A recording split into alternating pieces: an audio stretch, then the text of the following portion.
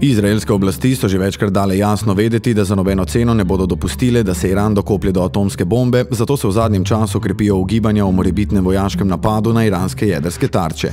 V nadaljevanju predstavljamo potencialne scenarije, tarče in omejitve tovrstnega napada. Po ocenah vojaških strokovnjakov bi udarno jedro napadalnih sil sestavljalo kakih 125 lovskih letal F-15 in F-16, posebej prilagojenih za operacije na velikih razdaljah. Ker bi bilo zaradi oddaljenosti tarč vseeno potrebno dočrpavanje goriva v zraku, bi ključna vloga pripadla tako imenovanim letečim tankerjem, ki jih Izrael premore od 8 do 10. Pomembno vlogo bi lahko odigrala še brezpilotna letala, predvsem pri ocenjevanju povzročene škode, pa tudi manevrirane rakete z izraelskih podmornic, posebne enote in balistične rakete dolgega dosega. Prvi resni izziv pred načrtovalci izraelskega napada je, kako številčno floto letal brez večjih težav in po možnosti neopaženo spraviti do iranskih meja. Ena izmed možnosti je uporaba severne smeri vzdolž sirsko-turške meje, pri čemer pa bi Izrael zaradi poslabšanja odnosov s Turčijo v zadnjih letih tvegal vsaj resen politični zaplet. Druga možnost je južna smer čez Savdsko Arabijo in Perzijski zaliv. Privolitev Rijada v kaj takega se zdi na prvi pogled neverjetna, vendar se savdske oblasti jedrskega Irana bojijo prav toliko kot izraelske. V teh razmerah ostaja najverjetnejša osrednja smer čez Jordanijo, s katero je Izrael sklenil mirovni sporazum, in Irak, ki je po umiku Američanov ostal praktično brez nadzora nad svojim nebom. To je obenem tudi najkrajša pot do Irana.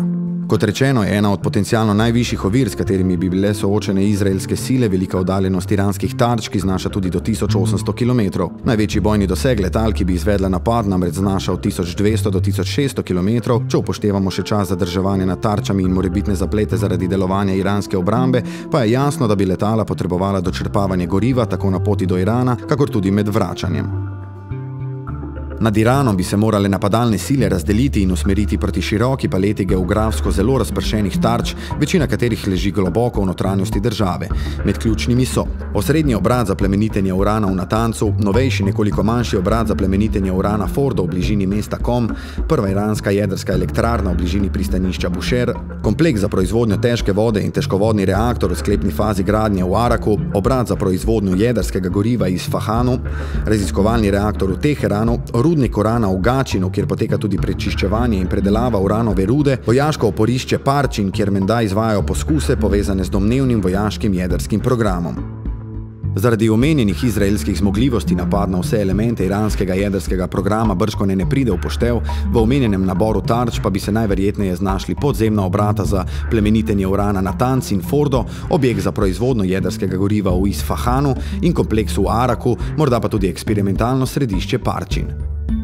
Med potencialnimi tarčami napada na iranske jedrske objekte sta gotovo najtrša oreha dobro utrjena podzemna obrata za plemenitenje urana. Izrael ima za napade na tovrstne tarče na voljo nekaj več kot 2 toni težke bombe za uničevanje bunkerjev GBU-28, vendar njihovo uporabo omejuje dejstvo, da jih lahko nad Iran ponesejo samo letala F-15I, pa še ta zgolj po eno. Izrael premore le 25 tovrstnih letal, zato bi lahko uporabil največ toliko bomb.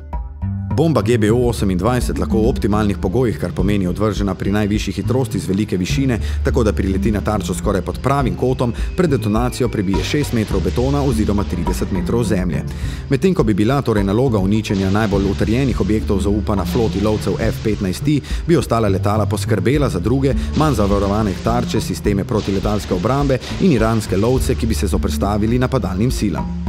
Osrednja potencialna tarča kompleksa v Natancu je podzemna dvorana, kjer je nameščenih več kot 9000 centrifug za plemenitenje urana. Prostor je zaščiten z večmetrskim železno-betonskim pokrovom, utrjenim z več kot 20 metrov debelo plastjo gramoza. Zaradi tega zadetek ene same bombe GBU-28 bržkone ne bi bil dovolj za uničujočo eksplozijo v sami dvorani, ampak bi uspešen napad zahteval več natančnih zaporednih zadetkov v isto točko. Še zahtevnejši zalogaj bi bil napad na podzemni objekt Fordo. Tamkajšnja dvorana, v kateri je prostora za okoli 3000 centrifug, je namreč skrita globoko v hribu za približno 80 metrov debelo skalnato steno, zato bi bilo tudi v tem primeru potrebnih več natančnih zadetkov v isto točko. Zaradi dobre utrjenosti obeh tarč bi lahko napadalci obrali tudi alternativni pristop, v okviru katerega bi napad osredotočili na rove, ki vodijo do podzemnih objektov in jih tako za dalj časa odrezali od površja. V tem primeru bi se na njihovi muhi bržkone znašli tudi viri energije za delovanje spornih objektov. Zavrnitev v domača oporišča bi imele izraelske sile na voljo enake smeri kot za let proti Iranu, le da bi se zaradi izgube elementa presenečenja najverjetneje izognile severni smeri. V poštev torej prideta srednja smer čez Irak in Jordanijo oziroma južna smer v primeru predhodnega dogovora s Saudsko Arabijo. Zaradi vseh navedenih omejitev bi bil popoln uspeh morebitnega izraelskega napada na iranske jedrske tarče na meji čudeža, a tudi v tem primeru napad po mnenju večine strokovnjakov ne bi ugasnil iranskih jedrskih ambicij, ampak bi kvečjemu zamahnil njihovo realizacijo za nekaj let.